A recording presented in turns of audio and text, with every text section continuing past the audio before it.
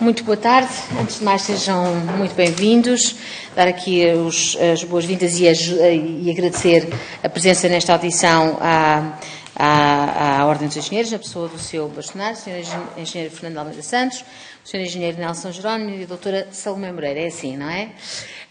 E agradecer-lhes muito aqui a presença, que vai ajudar naturalmente nos trabalhos na especialidade que esta Assembleia, e em particular o Grupo de Trabalho, está a desenvolver. A grelha de tempos que temos para esta audição é de 10 minutos, enfim, com um pouco de tolerância para uma intervenção inicial do Sr. Bastonário, ou de quem pretenda fazer. Depois cada grupo parlamentar terá 5 minutos para colocar questões e, finalmente, uma intervenção final, também de sensivelmente 10 minutos para as respostas que entenda dar também do Sr. Bastonário. Sendo assim, e sem mais... Já está a funcionar, não já?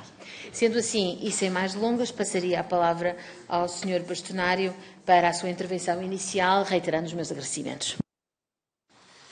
Ora, muito boa tarde. Quero agradecer aqui à Assembleia da República por mais esta oportunidade que é conferida à Ordem dos Engenheiros relativamente a este processo de revisão do Estatuto da nossa Ordem Profissional, começando por dizer genericamente que o diploma que aqui veio apresentado, já bastante trabalhado com o Governo na sequência daquilo que é a Lei Quadro, a Lei das Associações Profissionais Revista, o 12 de 2023, levou a que nós já nos sintamos suficientemente confortáveis com aquilo que foi um trabalho continuado, pese embora ainda haja aqui algum vazio naquilo que são preocupações da Ordem dos Engenheiros, nomeadamente em duas questões muito particulares e especiais. Uma delas, a revisão deste Estatuto, elimina, nesta fase, e remete para regulamento, os colégios de especialidade.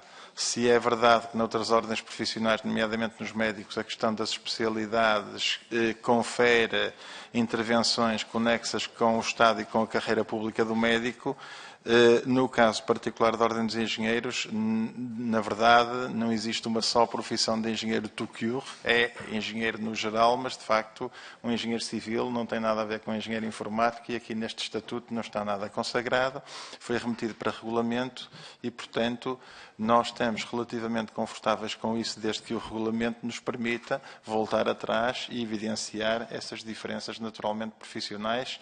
E nós, neste momento, com a evolução do conhecimento do Estado e da técnica, atualmente tínhamos 12 especialidades quando tomamos posse, foram aprovadas mais 5 novas especialidades, porque nós não mudávamos isso há cerca de 30 anos, e para terem uma ideia, tem a ver com a engenharia aeronáutica, que é só atualmente o curso, a nota mais alta do acesso ao ensino superior em termos de notas de acesso. A engenharia aeronáutica, criamos também a engenharia biomédica e, portanto, neste momento, entre outras, neste momento temos isso pendurado nesta revisão do Estatuto e no regulamento que se lhe decorrerá. Para além disso, também fizemos um trabalho que existe essencialmente nas questões de engenharia, que é, nós temos o regulamento de dados, está publicado, está em vigor, é de 2015, obviamente que na revisão do Estatuto temos que referir o regulamento de dados, mas para nós não é suficiente isso, porquanto nós temos, e isso já está aqui consagrado neste Estatuto que está em vigor e nesta revisão, isso também está mantido e consagrado, temos à partida licenciados que conferem grau 1 de engenheiro e temos mestres, desde que tenham licenciatura inicial em engenharia, porque senão também são N1s, vão para nível 2 de engenharia. Temos ao longo do percurso profissional o reconhecimento de membro sénior, que até tem sido uma vantagem para Portugal naquilo que é, muitas vezes, a salvaguarda do interesse nacional, principalmente na fileira da construção, naquilo que são as grandes obras públicas, porque obriga a que dos requisitos de concursos públicos de Portugal que haja uma distinção para os grandes diretores de obra, diretores de fiscalização, diretores de projeto, naquilo que são leis que regulam a profissão especificamente para além do Estatuto, a exigência de engenheiros séniores, mas depois nós não temos um regulamento interno que, para além dos atos, diferencie por ato aquilo que é à partida a competência entre N1, N2 e sénior. Esse regulamento também foi aprovado, entretanto, em Assembleia de Representantes da Ordem dos Engenheiros. Está à espera, naturalmente, também da revisão deste Estatuto, porque, entretanto, meteu-se a revisão do Estatuto da Ordem, sendo que nós mandamos para a tutela estas duas alterações. A tutela aceitou connosco que isso podia ser feito em sede de revisão do Estatuto, sempre e quando fosse dentro do espaço de manobra de negociação com a tutela, que no nosso caso é o Ministério da Habitação, e, portanto, já passou esse prazo. Já estamos na fase da Assembleia da República, já passou também o prazo para o qual a tutela se teria que pronunciar, e nós tivemos o cuidado de perguntar ao Governo se podemos mandar para a Diário da República esses documentos aprovados, porque extravasaram todos os prazos, assim como aquilo que era o acordo com o Governo para a sua publicação ou não.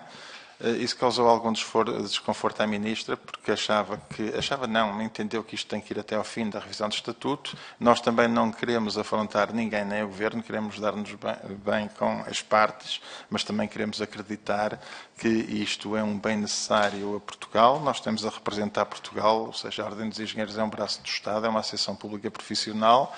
Se não existisse como eu já tenho dito aqui, se não existisse a Ordem dos Engenheiros em Portugal, teria que haver um Instituto de Estado para o reconhecimento do exercício profissional regulado dos engenheiros, como dos médicos, como existe noutros países, em muitos países com os quais nós temos relações internacionais.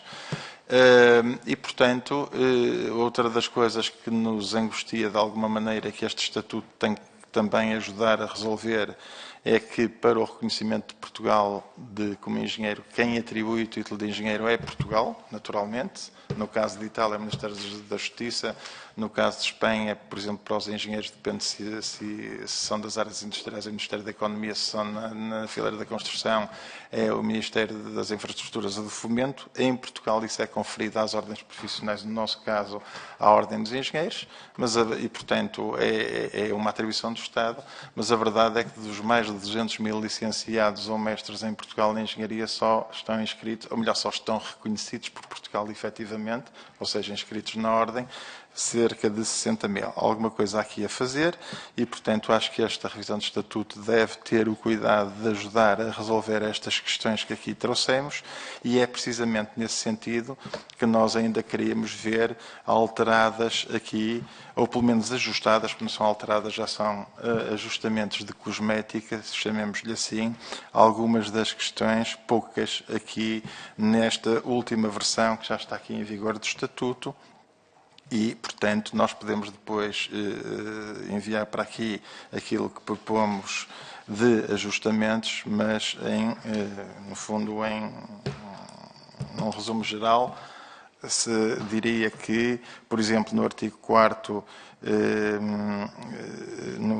no artigo 4º, nas atribuições da ordem, primeiro que gostávamos no artigo 1º, peço desculpa, os membros inscritos na ordem,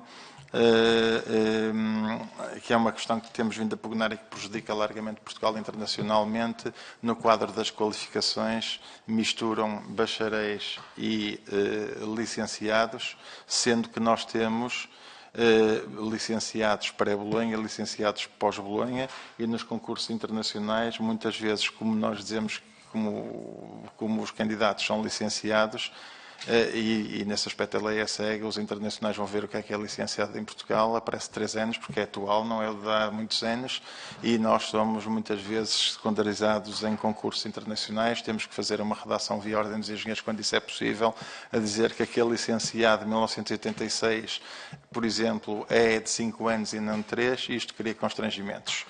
A Espanha resolveu muito bem isso no fundo, com uma redação parecida com esta que está aqui no Estatuto, que é para efeitos de qualificações profissionais no âmbito de concursos públicos e equiparação no estrangeiro, diz claramente aqui, consideram-se equiparados ao atual nível 7 do Quadro Nacional das Qualificações, o estruturado na Portaria 782 de 2009. No fundo, é dizer que, para efeitos de competitividade internacional de Portugal, nós devíamos tomar como uma diferenciação entre aquilo que são licenciados pré-Bolonha, que são equivalentes aos atuais mestres pós-Bolonha e os licenciados pós-Bolonha, que são algo equivalentes aos bacharéis pré-Bolonha. Isto mais em termos de concursos internacionais. Há uma analogia com a Espanha que também podemos fazer chegar e que beneficiou largamente essa dúvida relativamente ao processo de Bolonha e ao quadro das qualificações. Depois, no artigo 4, estamos aqui a propor que nos sejam repostas algumas atribuições, simples mas importantes. Por exemplo, outorgar um reconhecimento facultativo de requisitos específicos de cursos de ensino superior, ou seja, tendo um selo de qualidade, dá uma via verde, e isso também nos dá competitividade internacional de reciprocidade internacional. É uma questão simples, mas penso que pode ser assumível por este ajustamento. No caso do ponto F, temos aqui uma coisa que já nos está consagrada e já existia e continua no Estatuto, que é contribuir para a estruturação e valorização das carreiras dos engenheiros, mas depois não diz como, e nós temos aqui a propor a definição de um regulamento específico para isso, para definir como é que nós valorizamos a carreira dos engenheiros. E, portanto, não estamos aqui a acrescentar nada ao Estatuto, até estamos a criar aqui um constrangimento, porque não fica ao livre-arbítrio nosso e nós queremos que isso seja também reconhecido pela tutela no regulamento. E depois, mais à frente, temos aqui mais alguns ajustamentos de atribuições que eu deixo, não são de importância superior, mas são ajustamentos que podemos ter relativamente às questões das atribuições. São mais simples, mais genéricas. Depois, no artigo 6º, também temos aqui uma coisa que aparece à frente escrita de outra maneira, mas que não é tão evidente, mas que é igual e até inclusivamente com outras ordens, que é um artigo que já existia, que existe no Estatuto, que está em vigor, portanto é só mantê-lo, que é o exercício da profissão de engenheiro depende da inscrição como membro efetivo na ordem, seja de forma liberal ou por conta da outrem, independentemente do setor público, privado, cooperativo social ou em que a atividade seja inserida. Ou seja, se o Estado português confere à ordem a outorga do título, nós só estamos a pedir que isto esteja como primariamente explícito no artigo 6º, embora depois diga mais à frente que o exercício profissional depende da inscrição na Ordem dos Engenheiros. Obviamente que está lá, mas está. E depois há aqui uma coisa que nós não concordamos de todo, e esta é importantíssima, no artigo 8º, ponto 4, em que diz claramente que, ou seja, em casos excepcionais, que é preciso definir quais, e isto para mim e para nós parece-nos descabido, e por despacho de membro do Governo responsável pela área da tutela, podem ser atribuídos de forma transitória os títulos profissionais de engenheiros cuja formação tenha sido obtida em Estado terceiro, desde que reconhecida por um Estado-membro da União Europeia, ouvida a ordem. Ora bem, se a ordem é ouvida e se pronuncia favoravelmente, então, como é a detentora da outorga do título, ela própria pode reconhecer imediatamente essa questão. Não vou estar aqui, por causa do tempo adiantado, a pôr aqui alguns exemplos que nos têm chegado, mas tudo aquilo que nós fazemos é no interesse do indivíduo comunitário que nos aparece, mas também de Portugal, porque, por exemplo, sei lá, nós podemos reconhecer um estrangeiro em prestação de serviços desde que a obra seja circunstancial ou esporádica. A obra, o trabalho. Aparece-nos um pedido de 12 pessoas da mesma empresa para um trabalho de 400 milhões de 139 milhões de euros e 4 anos. É esporádico e circunstancial? Não é. Então tem que ser estabelecimento. Temos convênio de reciprocidade, é automático, mas é esse o caminho, não é por prestação de serviços. Portanto, temos aqui algumas fronteiras, nós temos isso trabalhado e são essas as questões que muitas vezes se põem. Penso que a ordem tem que ser confiável. Se é confiável para reconhecer o título, também é confiável para os casos de dúvida. Não precisa de ser diretamente e de forma transitória e excepcionalmente o detentor da tutela a fazer um reconhecimento que está outorgado a um instrumento do Estado, que são as ordens. Depois, mais para a frente, temos mais algumas componentes que pedimos aqui algum ajustamento. Por exemplo, no caso, propomos claramente que não haja transitividade do nível 1 para o nível 2 pela via profissional. Isto até é um pedido do Ministério do Ensino Superior e das Universidades, ou seja, o N2 tem que ter a componente escolar completa, o N1 tem parcial. A passagem tem que ser pela via escolar. Se não for pela via escolar, obrigado. Se não for pela via escolar, não é aceitável. E, portanto, tem aí complementaridades depois a essa redação, e queria centrar-me só no artigo 54, que me dá mais tempo agora nesta fase, que é o último dos que eu vou intervir, embora haja aqui pedidos de ajustamentos e depois também uma redação final daquilo que são os regulamentos. No artigo 54, nós propomos aqui o seguinte. Diz o seguinte: a criação, composição, atribuições, a criação, composição, competências e modo de funcionamento dos colégios de especialidade em regulamentos aprovados pela Assembleia de Representantes mediante proposta de Conselho Diretivo devem ter parecer vinculativo e aprovados pela tutela. Portanto, estamos aqui a falar de um regulamento.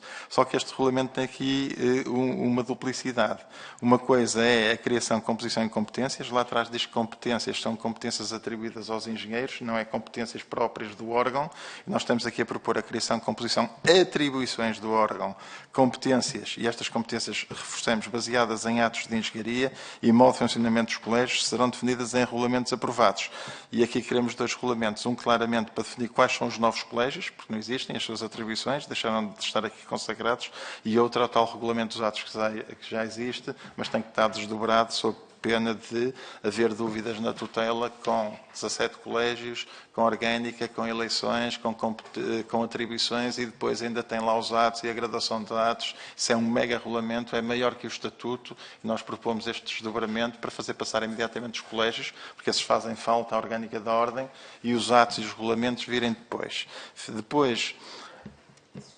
Um bocadinho em cima da hora, se nos quiser depois deixar ficar esses elementos todos de redação, agradecemos. E depois são complementaridades a esta questão principal, e lá para a frente depois elencar, que não está, mas vale a pena elencar os regulamentos aos quais estamos obrigados, e portanto é isto, Sra. Deputada, que para já nos apraz dizer.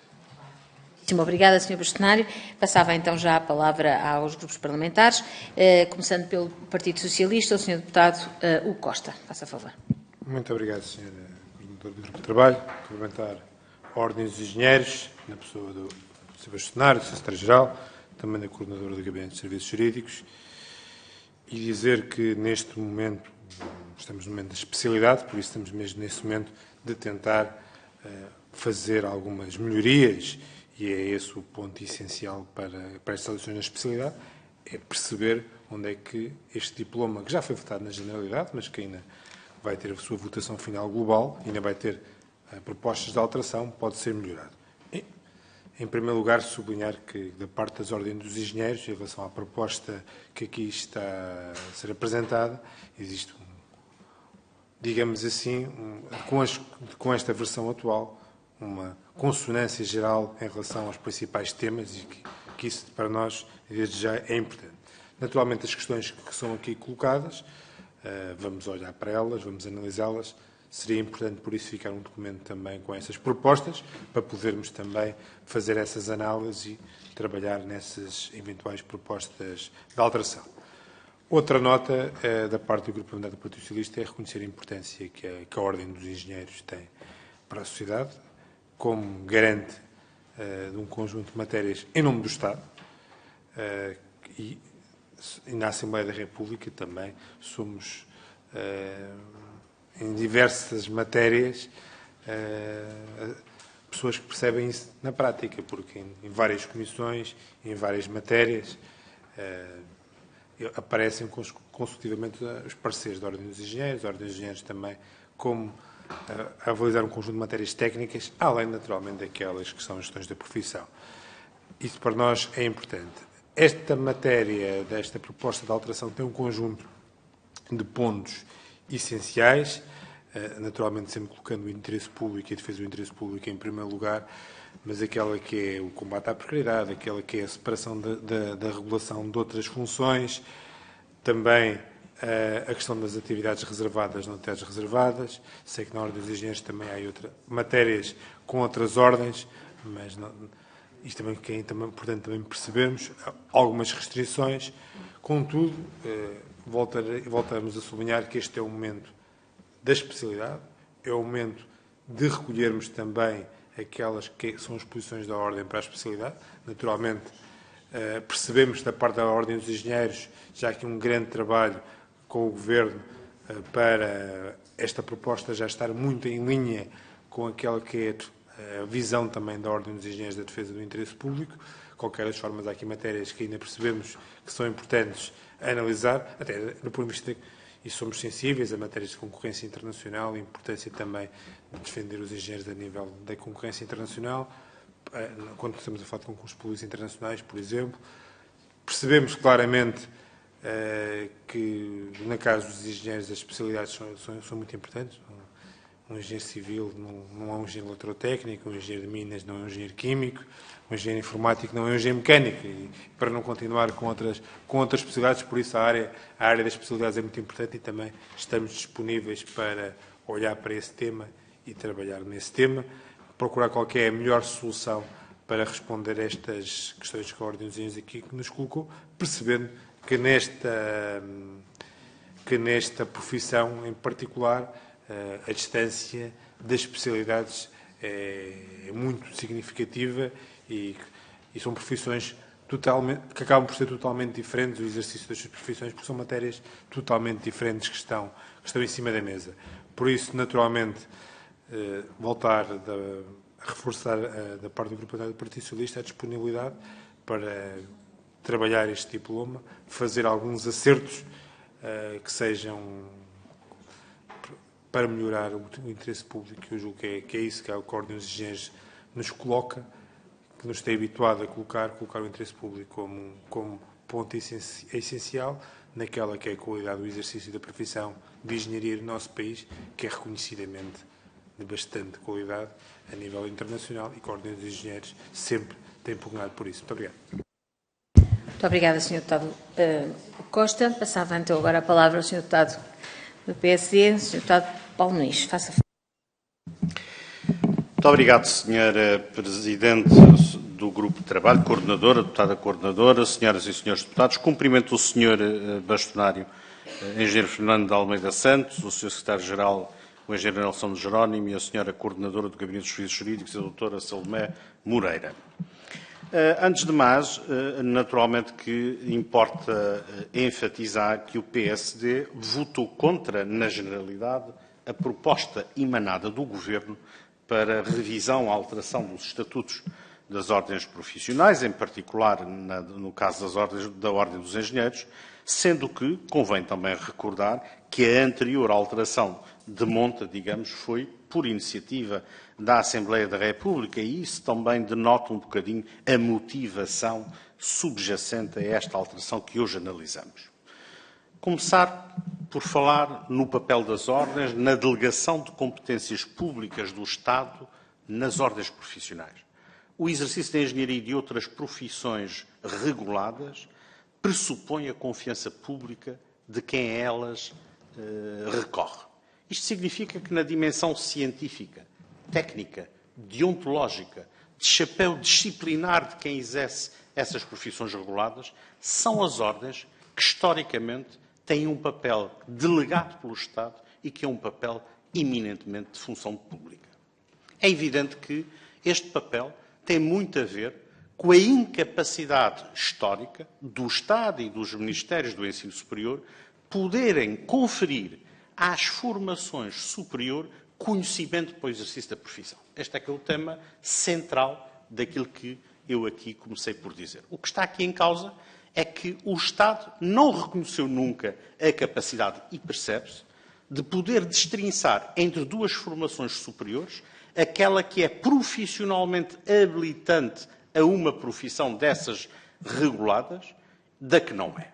E, de facto, há um momento em que a pressão do conjunto imenso, sem regras de formação superior que foi sendo criada a avulso, suscitou uma pressão que é um dos motivos pelos quais nós estamos hoje a assistir a essa proposta do Governo.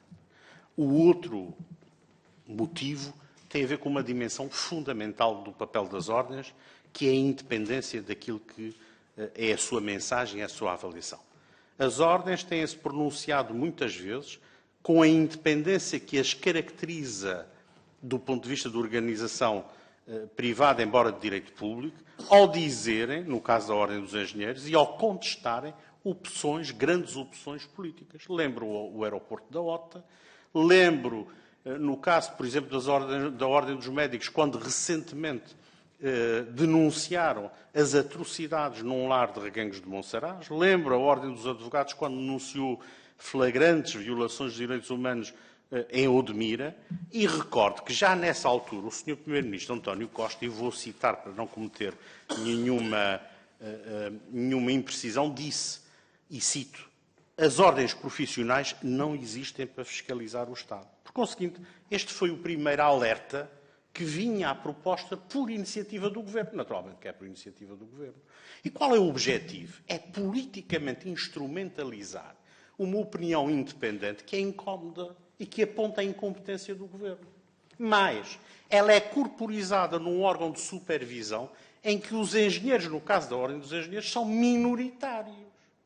E, portanto, nós estamos claramente a criar uma mordaça e a permitir que este órgão de supervisão, pelas ligações fora da ordem que necessariamente e estrategicamente terão, possa dizer a um bastonário que se queira pronunciar sobre um novo hospital, um novo aeroporto, dizer não, o senhor não pode dizer isso. Ou pode exercer represálias, inteligente e discretamente. É este o risco de instrumentalização. É evidente que isto vem do governo socialista do Dr. António Costa. Isso para nós é, enfim, quer dizer, depois da afirmação, e repito, as ordens profissionais não existem para fiscalizar o Estado, é evidente que íamos ter uma proposta dessa. E a questão de fundo aqui que pergunto ao Sr. Bastonário é se entende que um órgão de supervisão desta natureza é ou não uma forma de amordaçar e controlar politicamente uma ordem profissional que, quase centenária, sempre se pautou pela independência e, tanto quanto julgo saber, nunca recebeu um cêntimo do Estado. Mas é claro que o braço de controle político do governo do Dr. António Costa tinha que desembocar numa proposta dessa que nos parece ao arrepio da defesa do interesse público. As ordens não existem para serem corporativas como nos querem fazer crer, mas para defender quem recorre às profissões reguladas. Mais, outra falácia grave, o acesso à profissão. Não é verdade. Quantos e quantos engenheiros inscritos na ordem não imigram porque não encontram trabalho em Portugal? Quantos e quantos arquitetos inscritos nas respectivas ordens não encontram soluções de emprego em Portugal? Portanto, não é uma questão de controle ou de acesso à profissão. O que está aqui em causa é o controle político do papel das ordens. São incómodas. E são sempre incómodas para quem é incompetente. Muito obrigado. Muito obrigada, Sr. Deputado. E agora passava a palavra ao Sr. Deputado do Chega, do Sr. Deputado Jorge de Alveia.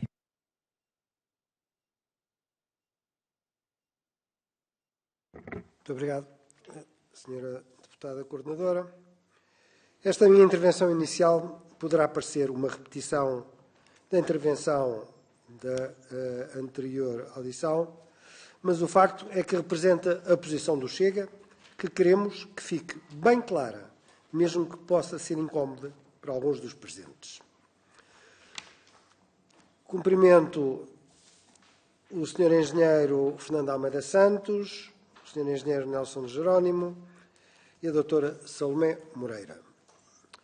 Estamos hoje aqui reunidos pelo segundo dia consecutivo para reiterar aquilo que o Chega tem vindo a afirmar desde que foram conhecidas as primeiras linhas desta proposta.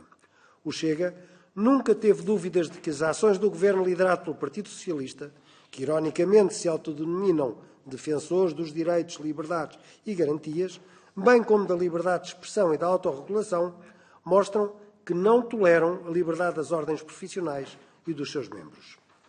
Não aceitam críticas, não admitem reconhecer problemas e não compreendem a necessidade de garantir serviços de melhor qualidade para os portugueses. E porque não conseguem controlar um setor significativo de profissionais que desempenham um papel fundamental na nossa sociedade, promovem uma ingerência excessiva e injustificada, tentando controlar entidades que devem operar de forma autónoma. Sob a fachada de conformidade com a diretiva relativa aos serviços no mercado interno da União Europeia, o Governo, certamente absolutista, irá efetivamente recuperar o controle sobre as ordens, ignorando completamente a sua missão principal, a defesa dos direitos dos cidadãos e do interesse público. Com o aumento do Conselho de Supervisão, cuja maioria dos membros não poderá pertencer à respectiva ordem, retiram peso dos Conselhos Gerais, órgãos máximos dentro de cada ordem. eliminando vários atos próprios das várias ordens, abandonando a necessidade de inscrição e com a possibilidade de controlar questões como cotas, especialidades, organização interna e disciplina das ordens, levanta-se a questão: qual será o verdadeiro propósito das ordens profissionais após estas alterações?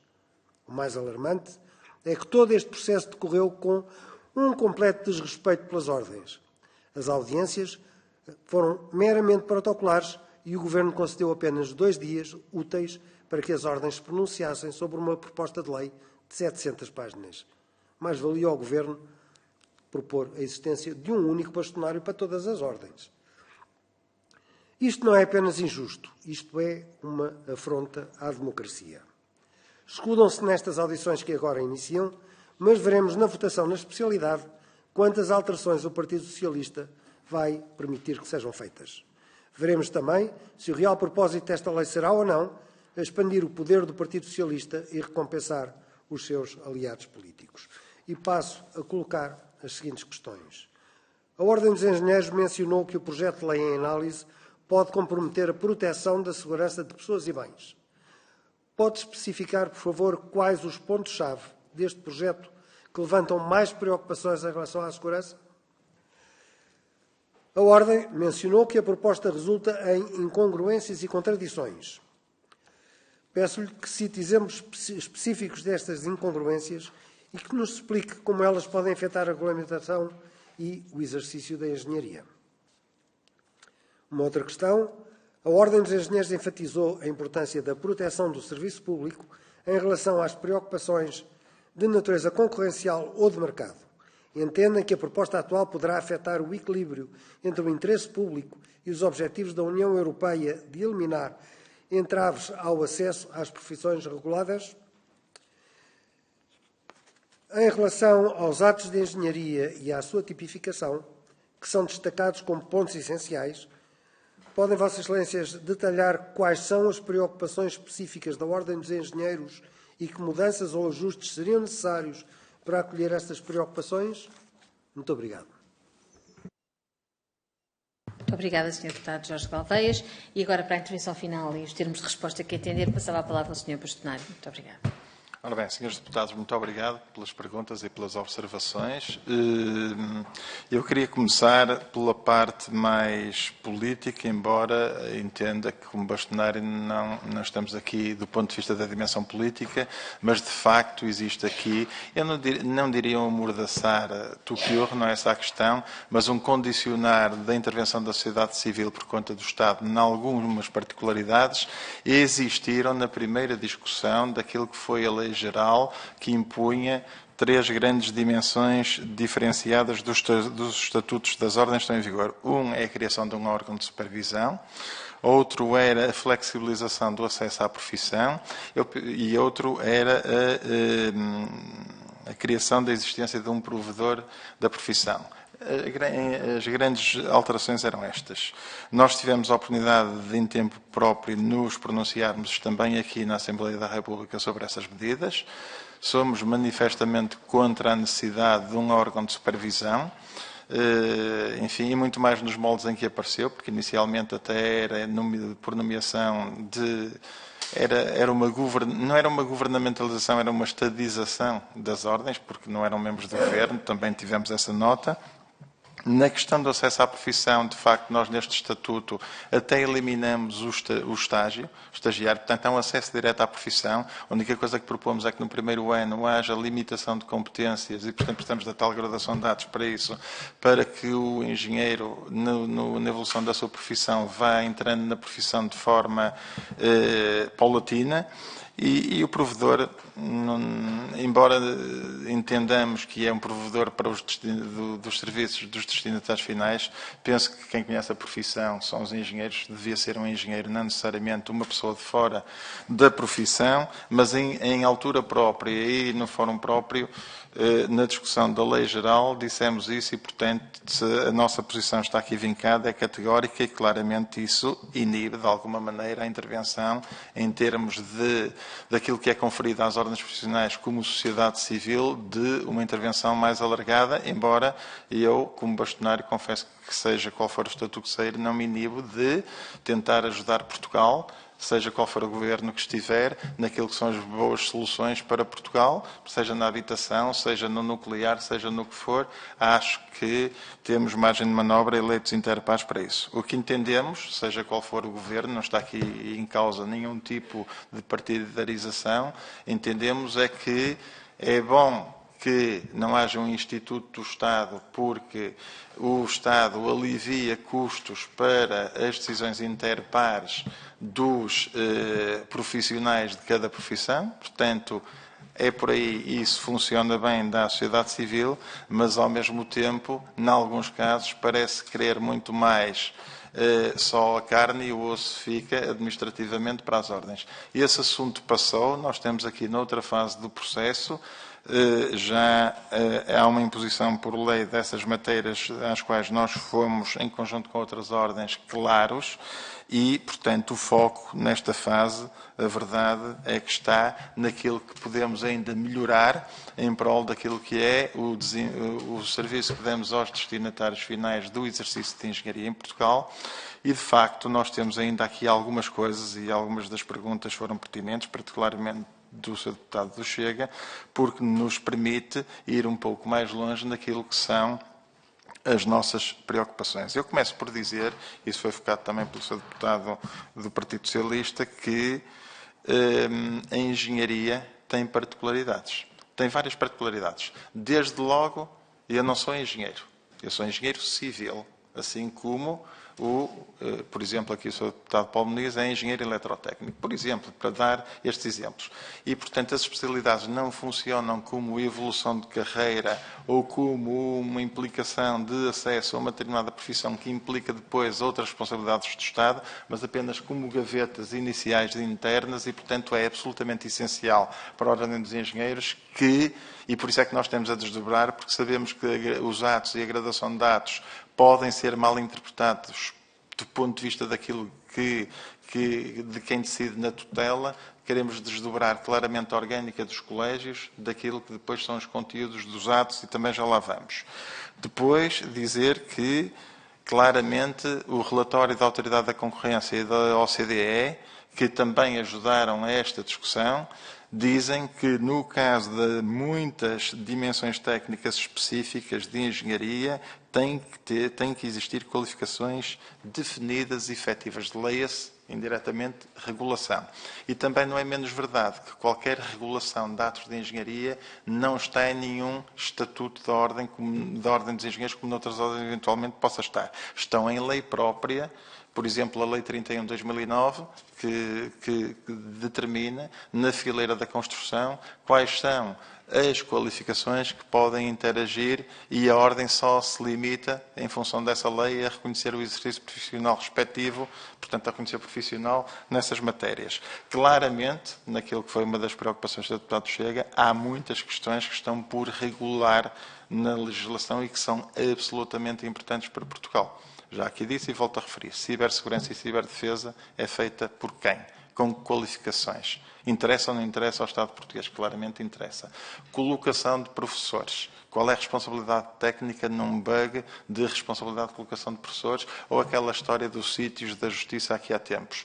Ou até, se nós não tivéssemos, na altura da pandemia, os back-offices dos hospitais com componentes técnicas de engenheiros mecânicos e eletrotécnicos nos bastidores, com a responsabilidade que impacta no interesse público, isso não está nada regulamentado. Não temos qualificações definidas por lei para esses profissionais. Por defeito, o mercado vai regulando, mas é insuficiente. E depois, estranha-se muito, e aí isso é uma posição que eu já tenho desde há anos, que o Norte da Europa diga que tem as profissões completamente desreguladas e que se gerem em função do mercado, mas se eu quiser fazer, por exemplo, uma obra de 2 milhões de euros e me assumir como diretor técnico da obra em Inglaterra, por exemplo, ou na Suécia, ou na Holanda, vão-me pedir um seguro de responsabilidade civil profissional. E eu vou pedir o seguro de responsabilidade civil profissional e dizem-me assim, o seguro custa 10 mil euros se tu fores charter de engenheiro. Leia-se sénior, engenheiro sénior em Portugal. Não sou. Então é 100 mil euros. É ou não é uma regulação indireta feita por aqui? Portanto, não me venham dizer que não há regulação no Norte da Europa. A filosofia de atuação de facto, entre o Norte e o Sul da Europa, é que nós temos mais propensão para o controlo por terceiros e eles estão mais vocacionados para o autocontrolo.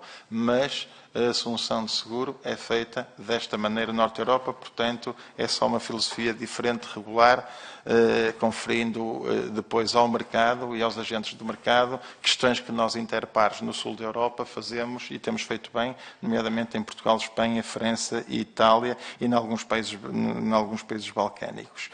Depois, relativamente à questão e termino por aqui, dos atos, que foi uma pergunta de como é que podemos melhorar esta questão. Nós temos atos de engenharia, ou seja, os engenheiros praticam atos de engenharia.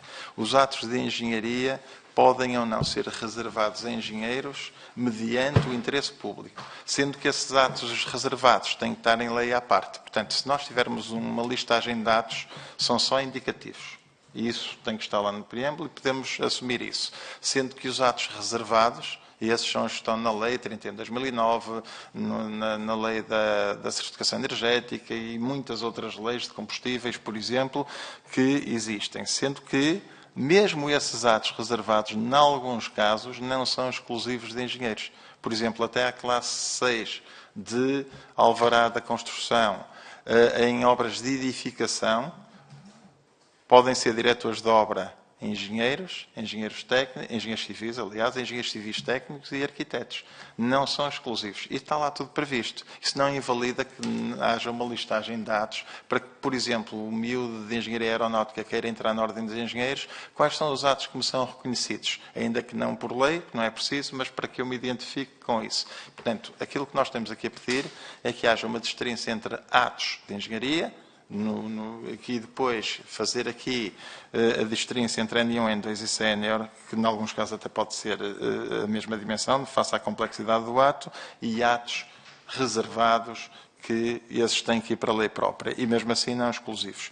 E, portanto, nós temos aqui estas dimensões que nos preocupam. Penso que podemos melhorar aqui a questão do estatuto na especialidade, pese embora aquela pergunta do Sr. Deputado Paulo Muniz, mais de âmbito geral, já nos tínhamos pronunciado, sem deixar, nesta fase já não nos podemos sentir incomodados, porque estamos aqui a resolver o assunto e partir, porque nós temos imensas coisas dentro da ordem que têm a ver com criação de novos colégios, regulamento de dados, graduação de dados, valorização do engenheiro ao longo da vida, currículo vitae é certificado, por exemplo, e acabo por aqui, Sra. Deputada, currículo vitae é certificado, que é a pirâmide no topo do bolo. Vale ou não vale a pena? Não sei, mas isto é um exemplo que qualquer instituto do Estado que contrate publicamente engenheiros, vamos imaginar agora o Metro de Lisboa, por exemplo, podia ser o dono de obra público, pede engenheiro com 20 anos de experiência, dos quais 10 em metros ou em ferrovia, cujo currículo vitae é certificado. O certificado só pode ser pela sua associação profissional. Porque se não for, nós podemos correr o risco, e acontece inúmeras vezes, que num concurso público de hospital e num concurso público de metro é o mesmo engenheiro sénior, em que para aqui adulterou o currículo porque lhe convém para metro, para aqui adulterou para hospitais, com pauzinhos, não é hermético, não é certificado, e depois isto cria aqui discricionariedade, falta de confiança pública, e nós queremos chegar aí por conta do Estado. Isto é para servir o público em geral. Para isso precisamos ter um sistema de valorização ao longo da vida e para isso precisamos ter os atos definidos. Portanto, é um puzzle que joga a favor daquilo que interessa, no nosso entender, a Portugal, e queremos fazê-lo, mas para isso temos que ter ferramentas que nos ajudem a isso e estamos à espera que o Estatuto saia com os respectivos regulamentos para depois podermos otimizar esse desempenho por conta de Portugal. Então é isto que eu tenho a dizer neste momento. Muito obrigada, Sr. Bastonário, e demais a equipa. Agradecemos muito, foi muito útil. Se nos quiserem deixar alguns elementos escritos, portanto, ou em papel, ou fazer chegar por e-mail, até é mais útil para depois nós circularmos, é muito útil para os nossos trabalhos agora na especialidade. E muito obrigada.